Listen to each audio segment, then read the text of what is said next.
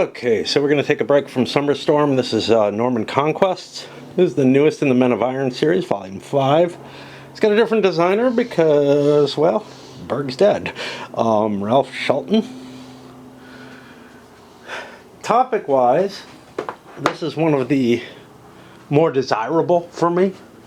I was a little weird on, like, it's been a few years since I played any of these. I started way back with the original Men of Iron, and I've been picking them up throughout. I did Blood and Roses a couple of years back. That felt a little weird, just in terms of like being a little too late.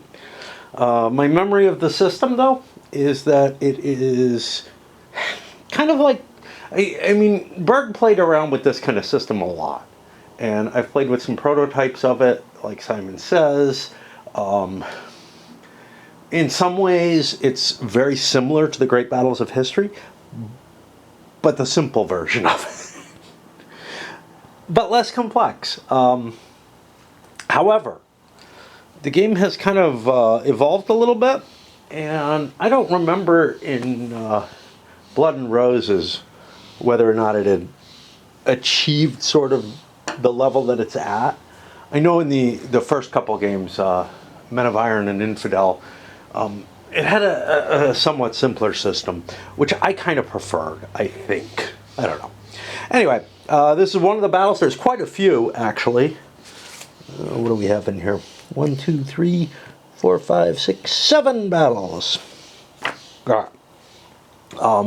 Component-wise, yeah, they've started putting out a lot more components. First of all the maps and whatnot. You have a little track to keep track of the flight points. I don't remember if that used to be there. It may have been just on the board. I'm pretty sure there wasn't a card for it. And a general track. In this case, I'm keeping track of time, but it might keep other things here as well. A couple of player aids, which have the weapon system matrix. If you're familiar with the Great Battles of History, it's kind of like that, only much, much simpler. There's a lot less different types, etc. What else is in here? I haven't really looked at it too much.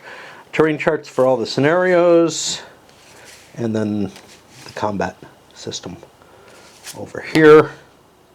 Leader loss. Trampled missiles. That's new. Bunch of informational counters. These are unit counters. All the Normans are here. I don't know what these are for. They're dismounted units. But not unhorsed. So they're probably for a different scenario than I'm gonna see. Yeah, it looks like I just mixed them in like they were counters from the same sheet as was included with the basics. Another new thing is these seizure counters. I don't remember if Blood and Roses had them. Again, the earlier ones did not. Used to be you could just make a seizure whenever you want it. Yeah, that joke is made too many times. Too many times. It actually feels like the modern rules are an attempt to keep Berg's humor in the game, but like maybe kind of overdoing it, and I don't know. Whatever. He may have made 2 different puns in different rule sets, and like they both ended up copied in here about seizures, but anyway. Anything else here? It was a system I really liked. Light and easy to get into, and I'm kind of worried that they're not going to be. Obviously, you have your battle book, which is going to give all the scenarios. It has samples of play and whatnot as well. But you also have a rules book, which has bloated itself out to 30 pages almost. This used to be a really light rule set. I think attempts to nail more down. I remember there was at least one rule in the original Men of Iron that I got wrong in terms of interpretation. But, yeah, so what? So what? It's meant to be kind of a light and easy little fun game. I am going to go through the rules because it's been so long. And I feel like this rule set has changed significantly from what I saw. However, I'm not going to go through. I like that they give a little nod to Berg beyond just, beyond just like in the notes in the back or whatever, right in the front. That's nice. This has a bunch of color in it. I don't like that. It also is like originally designed. This rules book is designed for the tri-pack, which was the first 3 games in the series were re-released, and now they're using that same rules book. And I think they were ready. Like I think this was printed for the tri-pack, but it includes the Norman Conquest in here specifically. So I think there was the decision to just go with the Men of Iron rules for that, because special stuff like the Caroccio is not going to be in here. Oh, what was that? Wow. I mean, that's from the Italian Wars. What the fuck? Is there... Oh, this is volume 5. There was a 4th one. Yeah, there was a 4th one, too. So I don't remember. Yeah, there was one on the Italian Wars. I barely remember it. I'm sure I have it and played it, because I do remember this. Anyway. Uses 10-sided dice. Different counters. Take a quick look at them and what they indicate. Okay. Most combat counters have a number of pieces of information on them. Lower right corner is the movement allowance. Upper right corner is their defensive modifier. You want that to be as low as possible. So the best units are going to have a negative in there. That's basically how heavily armored these forces, the particular unit is. Other than that, it's got a unit type on it. So like this is archers. It's obvious from the pictures in general, but not so much in some of them. So like this is dismounted men-at-arms, okay? Or dungeon masters, whichever.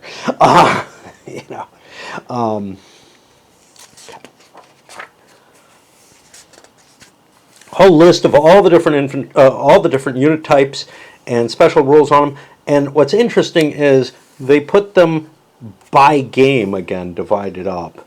Now, how important is that? Yeah, it is, because there were some differences in each rule set, and some of the units, like units from Men of Iron, weren't used in the types from Men of Iron weren't used in the other sets, really, were they? Like here you have infantry. Here you have infantry. Okay, that's fine. Missile units. Yeah, but a little bit more description and what type of weapons they're likely armed with, which is all going to have different effects. Now, some of that is going to be applied directly in the charts. Now, the games are going to be more complicated because the charts are going to include all the different types. It's still a really simple weapons chart, but like the firing types, there are going to be types that aren't included in here. So like longbow, they might be in one of the later scenarios. Crossbow certainly will, as will archers. Why are gunners not in here? This is interesting because I think this chart is actually, this chart is actually for Men of Iron itself, I think. So it may not include all the different types that are here. Yeah, it's actually built out for Norman Conquest because it has the scenario terrain things. So yeah, the player aid is specifically designed for this game, so it won't include all the shit the way the rules do. Alright, sequence of play has changed, and part of that is because, again, seizures are going to be based on these chits, as opposed to, and they're randomly assigned at the beginning of the scenario, as opposed to being able to declare a seizure at any time. It was a little funky. There was a little bit too much declaring attempts at seizing. There were disadvantages to doing that. I think with the timing rules, it wouldn't work to use the original seizure rules, so we kind of can't just go back. All right. So, one thing that could start off a sequence is a free activation phase. And when does that happen? We'll catch when they're triggered. But at the beginning of the game, that's where it starts. In this particular scenario, the Normans are going to have a free activation phase. And you can choose one battle, or bataille, if you'd rather, which is basically a command, which will be indicated by a given color how to put it, representation, I don't know. Like for instance here, the pink, that's all the papal forces, but with the white line is one force here, Werner's, and with the yellow is Lorraine's force. And then each of the battles has its own banner in this scenario. That's not always the case. The banner is going to be a rallying point where the forces fall back to when they are retired. They've gotten too old in this battle. Okay. Anyway, you choose one, and you can automatically activate it, or you can pick a standard. I think this is the only way you can get to activating a standard, which allows you to either rally the forces around it or move the standard to get it out of a dangerous position or whatever. And you're also allowed to pass. You're always allowed to pass, but you probably won't. Okay. Then we go to a move fire phase where, and there's a bunch of stuff here. Play battle cry or unsteady troops. Those are seizure counters. Check command status. You basically make sure your troops are in command. If they're adjacent to each other, and one of them is in command, they're all in command. Just to make things simple. And then you move by the movement point allowance following the terrain effects chart, just like most games. Then, during movement, you're allowed to fire your archers. Now, different kind of archers work differently, but the general rule is you move and firing ends your movement phase. So, for that archer. There are some like light archer cavalry and stuff like that who are allowed to move, fire, and move some more. Continue their movement. Then you go to a shock phase where you basically have to attack everything that is adjacent to you. They got rid of some rules about zone of control and stuff like that. I don't really remember it, but basically you attack through your front into the enemy, and you're trying to hit them not in the front if you can. Okay, then it's the rally phase. Disordered units that qualify can be rallied. If it was a standard, all the retired units are turned into disorganized units. And disorganized units are not good in fighting, but they're able to come back to the battle and start doing stuff. Continuation phase. Okay. If you just did a free activation, you check to see if one side or the other has lost the game. Otherwise, the player who just went has the choice of either passing and giving the other player a free activation, which fucks with the time marker, or choosing to continue with a different battle than they just activated, or in the case that they activated their entire army, which I don't think happens in any of the scenarios in this, but I'm not sure. Then they can, I think that's only Blood and Roses. Then they can try to activate the entire army yet again. Now that, if you recall, in Great Battles of History, there was a similar kind of mechanism where you activate a unit and then, the activations follow a pattern, right? Like each commander gets to activate once in a turn. This doesn't really have turns. It just allows players to just keep flowing through the battle. I really like the system in that sort of sense.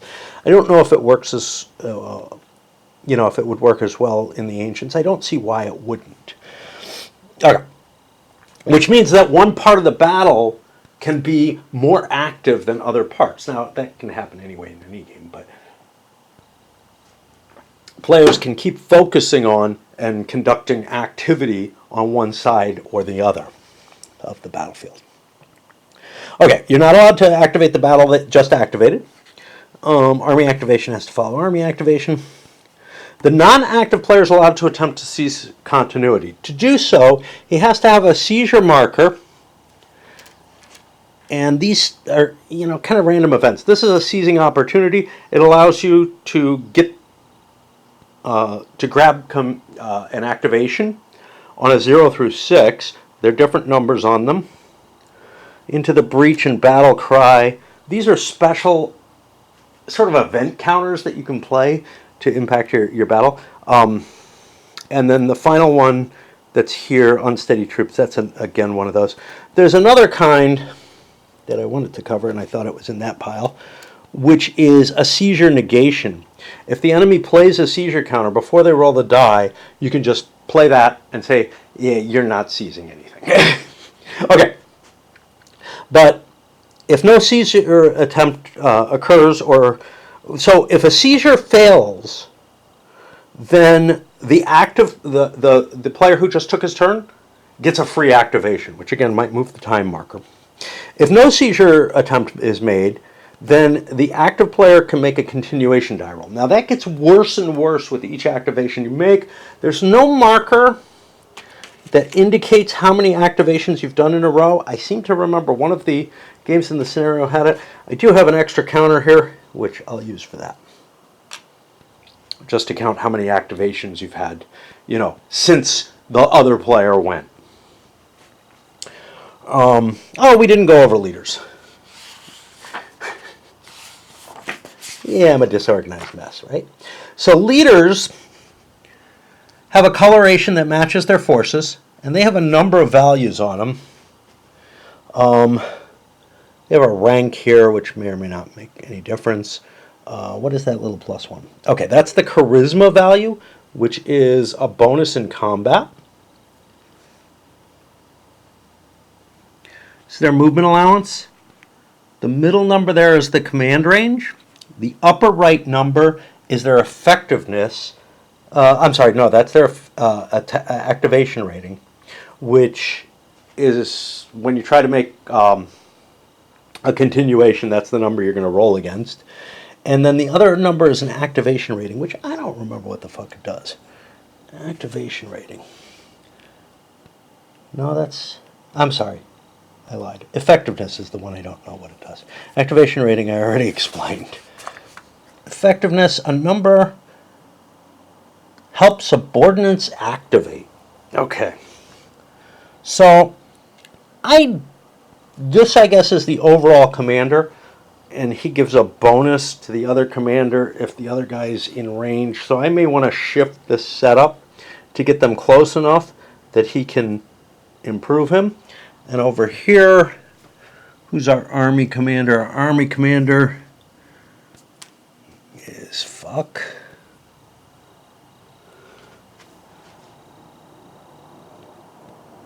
Humphrey of Apulia. Okay.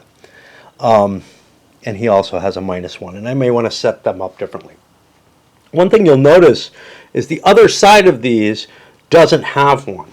So basically, your army commander is a bonus that you have for one person usually. Usually there's not going to be a secondary or army commander.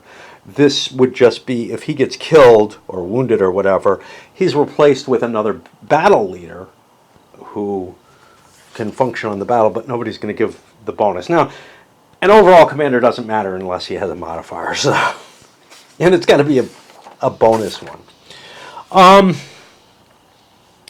Yeah.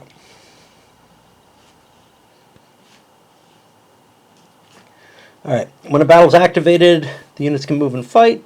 Leaders are not. A battle leader who's had his entire battle eliminated is removed from play without any penalty, unless he's the overall commander, in which case he stays and can give his modifier, or if he qualifies to be captured, or if he has another battle available. The overall commander's special bonus is that they have that effectiveness rating. Now, they may not command a battle. In some cases, you may just have an overall commander who has subordinates, and then they run around and help their subordinates.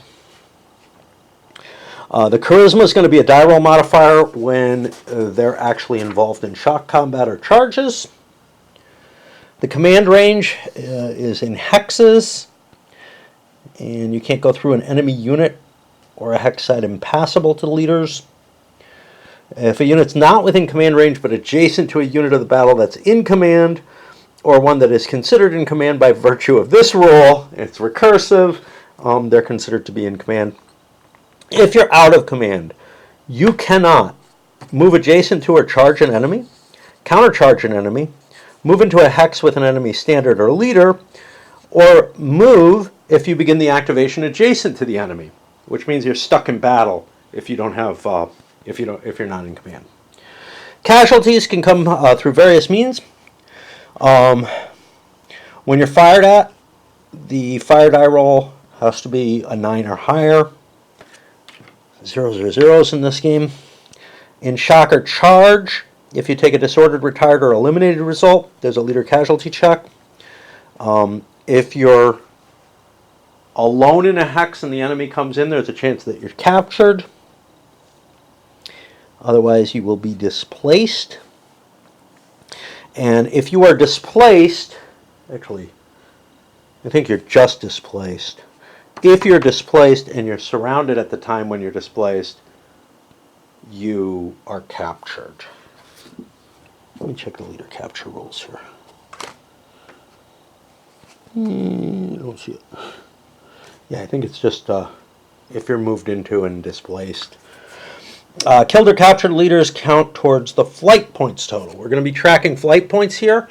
As you lose as units degenerate on the field, and I believe that's retired and destroyed, they will start lowering your flight points, and leaders also have an impact on that. The leaders have a replacement on the back of them usually, who will be a secondary commander for that unit, and if you keep losing units, here it says replacements for overall never count as overall commanders. So I guess there's no battles in which there's an overall commander, but like a secondary overall commander. You flip the leader's counter to its replacement side. Replacement leaders are returned as often as necessary. I don't know if each replacement leader also counts for flight points. If that happens, we'll look it up. Okay. Instead of activating a battle, army, or standard, a player may always pass. If the battle is a timed engagement, the past activation was a free activation, and the opponent is the time player, move the time marker. A past free activation also counts as an activation for some battle-specific rules. Time is something I'm not that used to in the system. It got added later, and we're going to have to pay more attention to it. Okay, for continuity, in general, you're going to roll a die. You pick a leader, you roll a die, and you're going to try to get under that leader's activation rating. There are modifiers to this. We won't worry about army activation. I think that doesn't happen except in Blood and Roses. I'm not sure. See here, number of successful continuations. I don't have a counter that says that. Now, it may be somewhere weird. But yeah, I remember that existing in one of the other games. Anyway, I'll put that on the general track, I guess.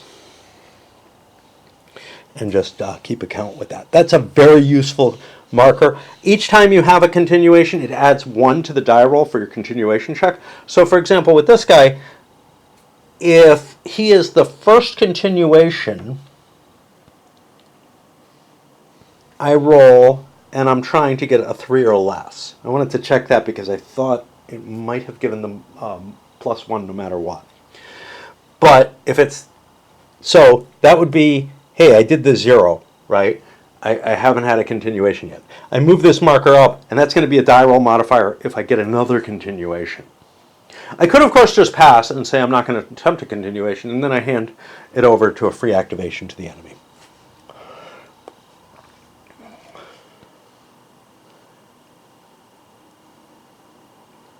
Season continuity. Again, you have the counters. If you successfully, so there are these others. Let's go. Let's hit these. Battle cry. One friendly retired unit is rallied without having to worry about being on the standard or whatever. Unsteady troops. You disorder an enemy unit. You play before the units move or fire at the beginning of the move-fire phase of an activation. That can be yours or your opponent's. Into the Breach is +1 for a single shock or charge attack against one defending unit. Okay, the seizure is the complicated part, though. And it's similar to how it used to be. It's just now you're very limited. But the chances are higher off these chits than they were originally. After playing the seizure opportunity, you announce which battle you will attempt the seizure. There's no die roll modifiers. If you get the range, the battle is activated with a battle activation. If it's higher than the range, there's no seizure. In addition, the previously active player gets a free activation and may even use this free activation to activate a battle that just completed an activation, or the army in the case of that standard, whatever. And they're only used once. Each of these counters is only used once in a scenario. It might be possible that there's no leaders in a battle. They can never be activated by continuity or seizure, only by free activations, and they are always out of command. They're fucking useless. That might apply to some levies or something in some cases. They define what movement actually is. It's really not too complicated. Units and leaders can't leave the map on their own.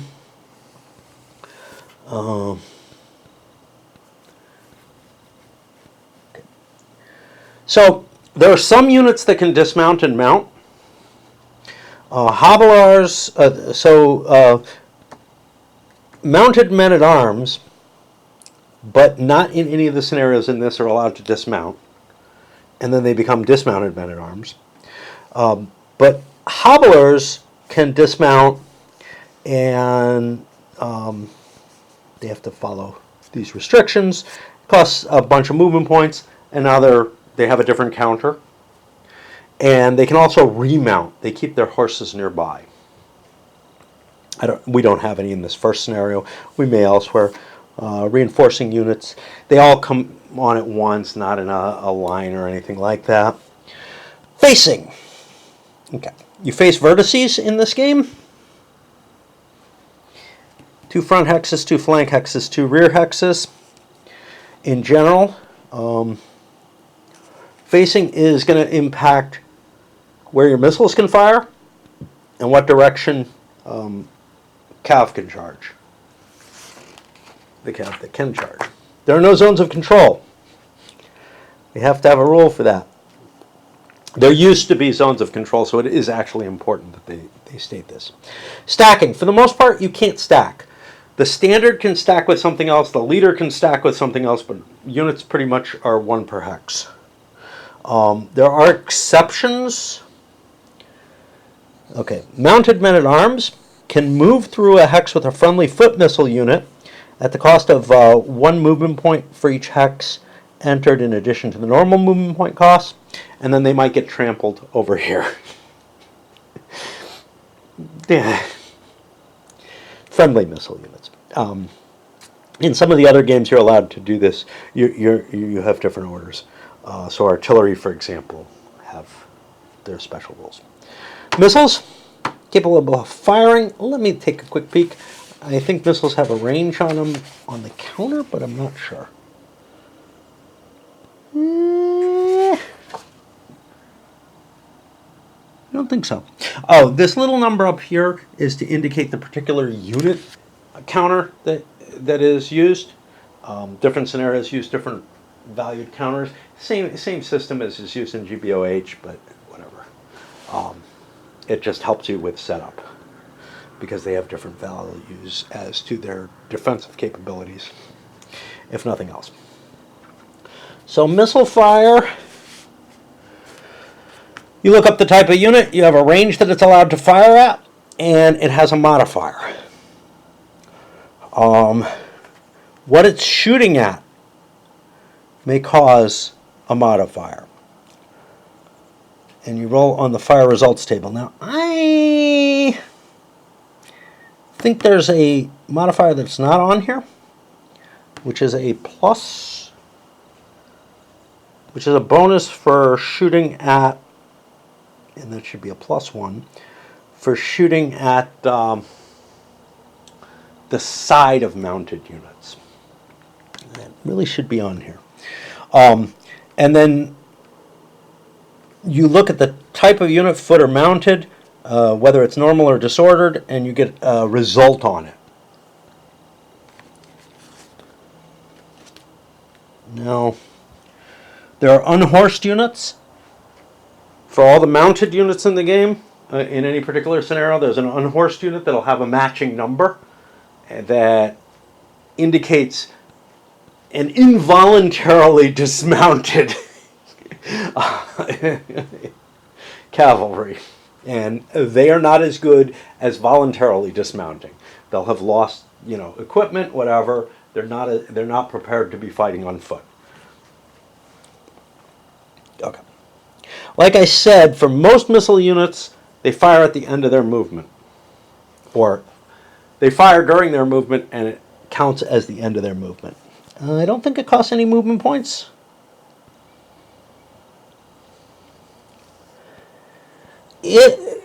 Okay. When archers are fired at, it depends on the type of archer that you're talking about, but they may get the capability to fire back at you. So, archer, longbowman, slinger, light cav archers, medium cav archers, and genitor missile units are able to fire active fire. Like I said, they move, they fire. They can return fire. If they're fired at, they can shoot back. And those fires are resolved at the same time. And then there's reaction fire. When a unit moves or charges into an adjacent frontal hex, a reaction fire takes place, and the missile unit can reaction fire.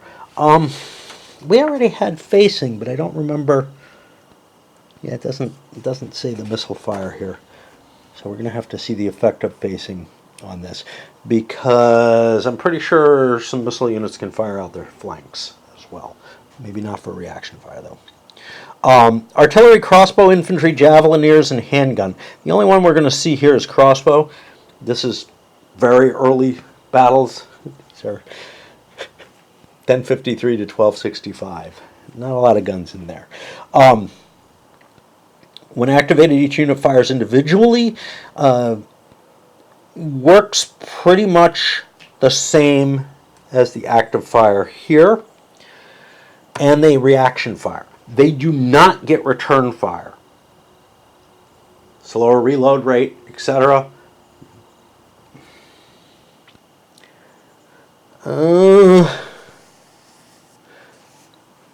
Missile fire aimed at light cavalry archers, medium cavalry, and mounted men-at-arms through the latter's flank hex side earns the firing unit a +1 DRM. Fire that passes down a hex line does not count as flank. Yeah, this is the modifier that I said isn't on here, and I'm kind of unhappy about that. Mounted men-at-arms, because of their heavy armor, get a -1 to that. And this is kind of funny. So, like, the armor quality, which counts for shock combat, does not count for missile fire. And that's why they had to put the modifier for the mounted men-at-arms, because their armor is so heavy. But the flank fire neutralizes that. I gotta swap batteries. Well, I had to go up and brew some tea and everything, and now I have sniffles, which I don't know what's from. There's a bit of wind, and that seems to be aggravating. Okay. So there's line of sight in this game. Certain terrain is going to block it. Intervening slopes.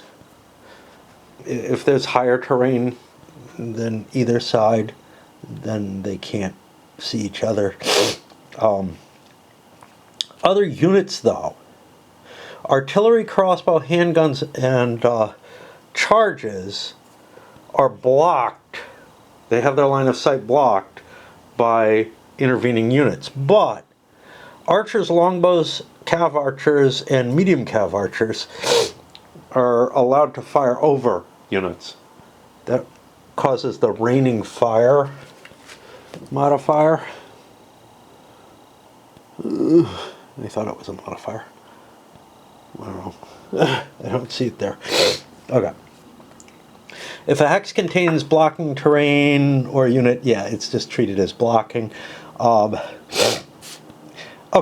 Hedgerow bush is a special case, and this is kind of funky. If line of sight is traced through a hedgerow brush or a hedgerow hexside, to a non-missile unit adjacent to a hedgerow brush or hexside, it and any unit stacked with it is unaffected by any incoming missile fire unless the target and fire are in adjacent hexes. This is important because basically the idea is if it's archers firing at archers, they're both out in the open trying to shoot each other. But if it's other units, they're going to take cover behind that. Raining fire, yeah, it's a DRM of -1. I thought it was on the chart. This is twice now. We're missing... Oh, there we go. Longbow or archers, raining fire. Sure. Okay. And Blood and Roses has its own special rules. Each of these games has a different scale, which may be some of the impact here. Okay. Shock combat itself. This is sort of the meat of the game, right? Where you actually resolve the combat. Okay. When you're going to make a shock or charge attack, you have to announce it. And you indicate it, like if it's shock, you move up to the unit and you point to which unit you're going to shock. Charges, you don't actually move up to the unit. If you have to move, that's going to be a penalty on your charge, but you mark and point towards the unit that you're charging, and then you're going to kind of teleport there and hit it. The general rule, well, let's look at the retreat before combat. But the general rule is each defending hex requires its own die roll. One attacking unit could attack multiple defenders, and that'll require multiple combat resolutions to happen simultaneously, with the effects compounding on the attacker. Multiple attacking units hitting a defending hex add together their bonuses and whatever and roll a single attack. Mounted units that are not disordered and attacked solely by foot units are allowed to retreat before combat. The unit retreats 1 hex, and I believe it's disordered. One attacker that can enter the hex may advance, even if disordered. The unit that just advanced cannot shock. If one attacker is attacking 2 hexes, all units in both hexes have to retreat before combat for you to advance. Otherwise, you end up attacking one of the two, the unit that remains behind. This can be important because, again, the attacker performs a combat against each of the hexes. So a light cav might want to run away from the attacker, but another unit will stand and maybe have better bonuses and won't suffer a bad result out of it. Now, I thought it disorders them. Doesn't look like it does. Looks like it just can retreat. Okay. And there's some cases over here where light cav are allowed to retreat from heavy cav. We're not going to deal with that. That's only an infidel. It was a standard tactic that the Muslims used. The active player designates which units are attacking which defending units, including any charges. Then, one at a time, the active player places each charging unit adjacent to the target. Most attacks aren't going to be charges. Roll for terrain-induced disorder checks for attackers. We're not going to see that in this, but in some of them we may. Roll for... That's going to be... sorry about my nose, man. That's going to be present in here, I assume.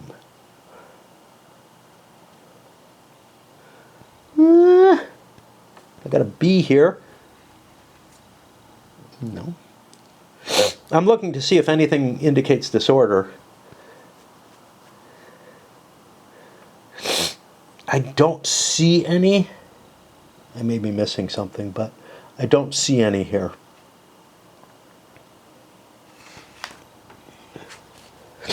Okay. Roll for charge reluctance. If you're trying to charge formed defensive units, pikes and stuff like that, you might not be able to even go in. You might not want to.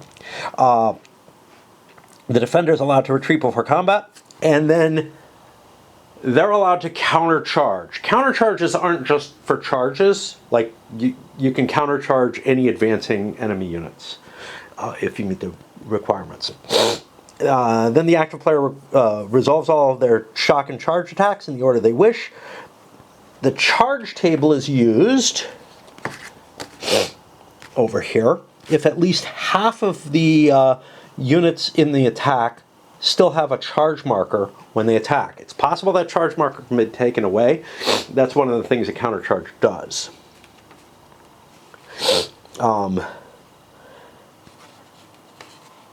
And as a result of combat, it's possible that you will get something like a continue attack, which causes a continue attack marker to show up.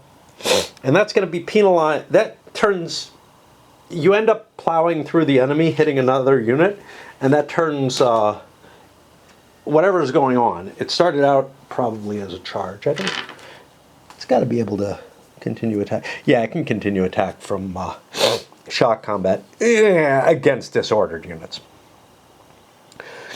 But yeah, only against disordered units in either case. Oh no, there we go. Okay. Sorry about my nose, man. I probably should go blow it. So where are we? Yeah, continued attacks can happen.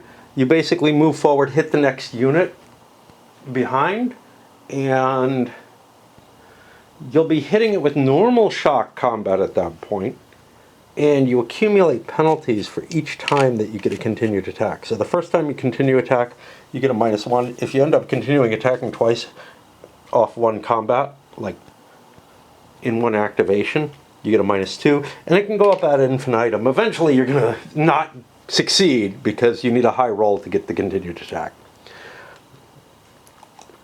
Okay.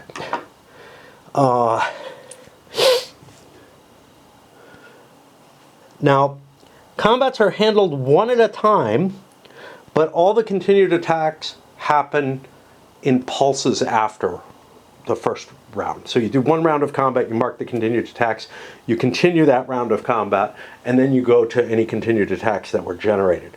However, attacks by a single attacker against multiple hexes are going to be split.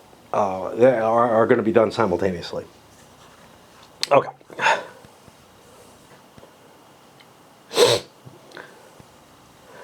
There's a bunch of die roll modifiers for this, listed down here. The Matrix is the biggest one, as is the Defender's Shock DRM, which is baked on the counter. Bunch of other stuff, like charging mounted men-at-arms move during preceding movement phase. So when you charge, you have to meet certain restrictions, and you mark the unit with a charge counter if it's at a distance where it can charge. But if it had to move to get into position where it can mark itself as charge, which is, you know, not necessarily adjacent to the enemy, in fact I don't think can be adjacent to the enemy, you get a penalty for that, like if you had to change facing or something perhaps. Okay. There's positional advantages. If all attacking units are attacking through a defender's flank, there's a +2 DRM. If they're all attacking through the defender's rear, there's a +3 DRM. And if they're attacking from any two sides, there is a +4 DRM. Terrain has its effects on battle. The DRM on the counter, that's on the defender's counter. A leader adds his charisma rating as a DRM. The weapon armor, yeah, that's the Matrix. If the attacker is disordered, he gets a penalty of 2. Move before charge is -1. If the defender is already retired, Not just disorder. So the disordered side of counters has a worse number on it. So you see this has a +3, this has a +4. Remember, high is bad. But in addition to being disordered and having that additional penalty, you also get a +2 for attacking a retired unit, which is worse than disordered. How do we mark units as retired? We use retired markers. Some of these have different things on the back of them. I didn't want to sort them all out. Oh boy. Yeah, blowing my nose didn't help. I mean, it helped momentarily, but... Okay. Continued attack causes penalty. If you successfully push the enemy out of the hex, however you do it, you must advance. Now, you're allowed to change facing if you wish after such an advance, unless you've got a continued attack, in which case you just plow forward. Unit is eligible to advance and must, unless it's disordered and didn't get a continued attack. If it did get a continued attack, that trumps the fact that it's disordered. Now it's going to be attacking in its next attack, not only with the continued attack penalty, but also with the disordered penalty, so it's not necessarily a good thing. Or if it would have to enter terrain that it's prohibited to. If more than one unit attacked, you follow priorities as to who advances into the hex, charging, mounted, non-disordered, disordered, which got a continued attack. Continued attack markers happen. Charging and countercharging. Let's take another little break. Units, fuck my battery. Eligible to charge are basically heavy cav knights, mounted men-at-arms. Only active units can charge, and only units of the non-active player can countercharge. Okay. During the shock phase, step 1, you declare any charges. Multiple units can charge a single unit, but their paths can't cross, and all kind of other restrictions. You put a charge unit with the arrow pointing at the target. If the charging unit is disordered during its charge, the charge marker is replaced with a shock marker, and it still has to shock attack the original target. And only that unit, which will have some impacts. Okay, the restrictions for charge and countercharge. Here's what you can't be. You can't be disordered. You can't begin the activation or shock phase adjacent to an enemy unit, for charges only. If you begin the activation adjacent to an enemy unit and you're still adjacent to that enemy unit, for countercharges. If an active unit leaves the hex in which it started the activation, voluntarily or involuntarily, then it no longer prevents the unit from countercharging that activation. Now remember, the actual combats are resolved non-simultaneously, which means you can knock something out of the way in order to allow a charge. However, you wouldn't have been able to place the charge marker. If you don't have a line of sight, if you don't have a clear charge path, which must be through the unit's frontal hexes, must end with the target in the frontal hexes, must include the hex adjacent to the target in which the charging countercharging unit will end its charge, cannot cross a hex adjacent to an enemy unit but can end in such a hex. Yeah, we'll do. Must be of the appropriate length for the type of charge. For charges, it's 1 or 2 hexes between the charging unit and the target unit. Countercharges is the target has to be adjacent if it's against a charge or shock. Countercharges against missile fire, it's a number of hexes equal to the countercharging unit's movement allowance. But that's only allowed, that kind of countercharge is only allowed if you're being shot at. And I think in some cases is required. Maybe not in this game, that may be just an infidel thing. Must be free of enemy units. Cannot cross rivers or water hexsides that cost more than +1 or incur a disorder roll. Steep slope, ditches, hedge hedgerows, nor can the target be on the other side of such. Cannot cross or begin in woods, marsh, city, rough, bog, town, ditch, village, or hedgerow bush. Nor can the target be in such a hex. Cannot cross a terrain in which the unit would be prohibited. Cannot be shared with any other charging or countercharging units. Now again, I'm looking to see what we have in these scenarios. So this river, so what are we looking at? We're looking at civitate. I'm a little confused now. Is Fulford an earlier scenario? No, it's 1066. Okay. Oh, that's the. No, I'm mistaken. Oh well. So the stream doesn't have much impact. Okay. It does have a shock penalty for attacking across it, but this is going to be impassable. It better be. It takes a whole hex. You cannot target a unit in shield wall or skiltron through its frontal hexes. Okay, and they suggest using countercharge used markers to indicate that a unit can't countercharge because it's blocked by other units, but if those units run away or leave its hex, then they will have their countercharges available. Charging units get a charge marker as long as they were not disordered during their charge or countercharged. As long as at least half the units attacking have a charge, you get to use the charge table. A unit that's charged and attained a continued attack result is no longer charging. If it had to move, use movement points on an activation, it will get a penalty, but it's allowed to change facing. I believe it's only one vertex. Countercharges can only be performed by the non-active player.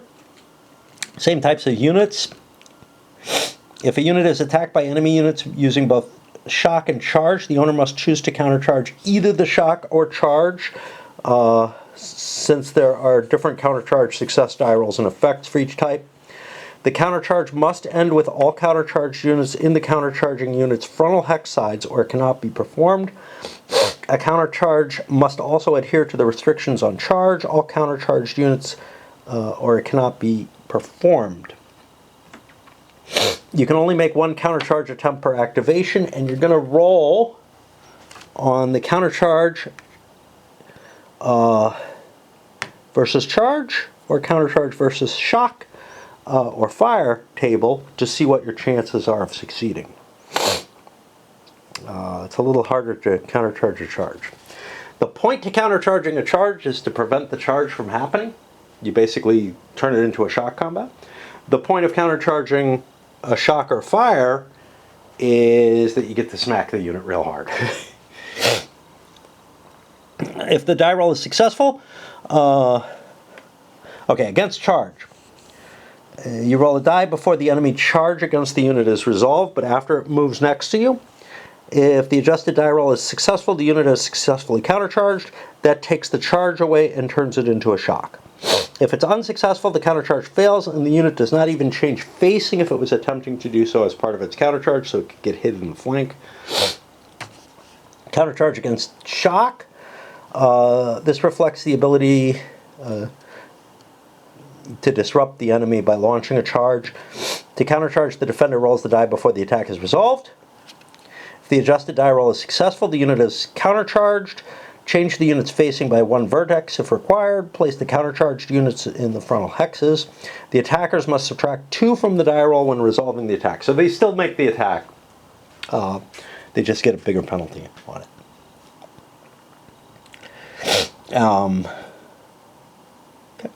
And countercharge against fire. A unit cannot change facing during a countercharge against fire, but it can change facing to begin one. No reaction fire is allowed against a unit countercharging against fire. You are already shot at it. A countercharge against fire may be undertaken against an enemy a number of hexes distant equal to the countercharging unit's movement allowance. You roll a die before the fire is resolved. Countercharge versus shock fire table is used. If the adjusted die roll is successful, you have countercharge. You resolve the missile fire then, which could disrupt or unhorse the chargers. Change the unit's facing by one vertex if required to begin the countercharge. The countercharging unit is placed adjacent to the firing missile unit, and then you do a charge attack. This is in your opponent's activation. You get like a mini activation to do your countercharge. And you might get multiple of these. Successful countercharge ends the movement of the missile unit, even if it would have been allowed, because it's like light cav archers or something, to do more. If the countercharger earns a continued attack, that is resolved immediately as part of this special pulse. Infidel has special rules where the knights have to countercharge if they're shot at. Combat results. They can result in disorder, which flips units over. Attacking units that disorder have a penalty, etc. They have restrictions on them. A unit that must retreat is retreated one hex away, and then remember the attacker is going to follow them up. If a unit is stacked, retire is a result. If the unit's stacked with its standard when it gets it, it's eliminated. If it's not stacked with its standard, it's placed in a hex with or adjacent to its standard with a retired marker on it. And this is going to cause at least temporary flight points. The hex chosen must not be adjacent to enemy units that cause the retire result. This is impossible. It's eliminated. Retired units have a movement allowance of 1 hex per activation and can only move towards their standard. Yeah, you put it next to the standard already, but the standard could run away from them or something.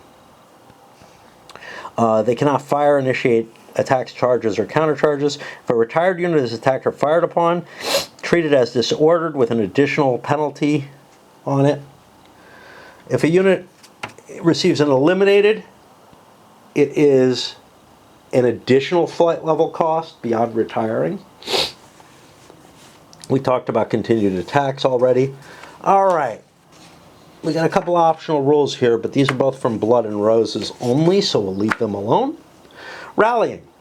Disordered units can cure the disorder by spending their entire activation doing nothing. If it's not adjacent to an enemy unit after all combat's been concluded, someone else could come and clear your way. Even if at or within range of enemy missile fire and has neither moved, changed facing, fired missiles, declared an attack, or been attacked, it is undisordered. There are no markers to indicate that you're trying to rally. That kind of sucks. Retired units that are in or within a hex of their standard but not adjacent to an enemy can be rallied when the standard is activated. Units that are within range of enemy missile fire or out of command can still be rallied when the standard is activated. Remove the retired marker from every eligible unit. Yeah. So retired units turn into disordered units if they're next to the standard, essentially, or with it. Standard or rallying points for units. If you're at or within 1 hex of your standard, not adjacent to an enemy, when the standard is activated, you turn from retired to disordered. The activated standard may be moved to any hex in the game map instead of rallying. When doing so, any retired units that are within a hex of the standard have to make a morale check, basically. If the die roll is 5 or more, they're now eliminated, costing more. Standards may be moved by enemy action as well. This will also cause that effect. Timed engagements, which I do not recall. And what's this? Engaged. Ah, yes, that's an optional rule that I'm not sure I'm familiar with, but I like. Okay. One side is basically forced to attack in some of these scenarios, and that's handled by the time marker. The time marker starts at a space on the general track, and it loses That player loses the battle if it reaches 0. The non-tamed player can pass when he has a free activation to move the time marker 1 space towards 0. So, essentially, the point behind this is, if the guy who's supposed to attack is trying to do clever flanking maneuvers and stuff and wasting time, you can just say, when you get a free activation for whatever reason, a failed continuation or whatever, you can just say, spend a point of time. Now, there's like 10 time markers on this. That's a lot of times that like the Normans basically are failing to launch their attacks. It's really just a mechanism that's put in there to keep players from doing stupid gamey shit. So I may be setting up a shield wall at the beginning of the scenario because the Papal troops kind of look like they're set up to do that. I didn't know. The only units that may be eligible to use shield wall are pike and dismounted men-at-arms. That's most of what his force is. He's got a couple of archers. The unit can't move. It can't execute shock. It can change facing only one vertex. When attacked or fired through front hex sides, it has a -1 DRM. Mounted units cannot charge through the frontal hex of it, but they can shock. A disordered unit cannot form a shield wall. However, units in shield wall that become disordered may remain. And if a unit in shield wall is forced to move, it loses the status. So I think I'm probably going to, and I'll put these as reminders, form the Papal forces up as shield walls. Each unit will have a marker on it. Wait, it says see individual battle. Yeah, I don't think it qualifies here. Okay, fair enough. That's what I thought, and then I saw this, and it's like, sounds like I can just put my pike in shield wall. That's what I want to do. Hobilars are infantry units that use horses to speed movement. They generally don't fire mounted. They dismount to act as infantry. When mounted, they're treated as hobilars with no missile capability, and they cannot shock. Dismounted, they're whatever they're supposed to be. We don't have any in this first scenario. We may have some in some others. I looked through, I don't see anything else. Okay, there is one optional rule here, which is engaged. Add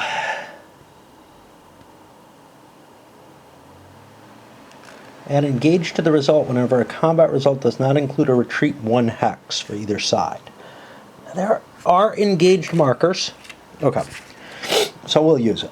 Engaged represents the units involved in combat mixing together and continuing to fight. They get an engaged marker on top of the units to indicate their and any existing engaged markers remain. Retired units cannot be engaged. Disregard this result against them. When activated, an engaged unit must disengage or remain in its hex. An engaged unit cannot fire, nor may it be targeted by fire. A unit may disengage by moving if it is not disordered or out of command, but it costs an extra movement point. Some units will therefore be unable to disengage due to the cost. Moreover, in so disengaging, the unit is automatically disordered. During the activation, it disengages. It cannot move adjacent to an enemy unit. Units that are not engaged, eligible to shock attack must disengage if possible. For example, the archers are not allowed to shock, I believe. We can look across the attackers. So we have MM, DM, UA. So mounted men, dismounted men, unhorsed men, pike, and axemen. Those are the only units that are allowed to shock attack. And you'll see this list goes further. We have crossbowmen, archers, longbowmen.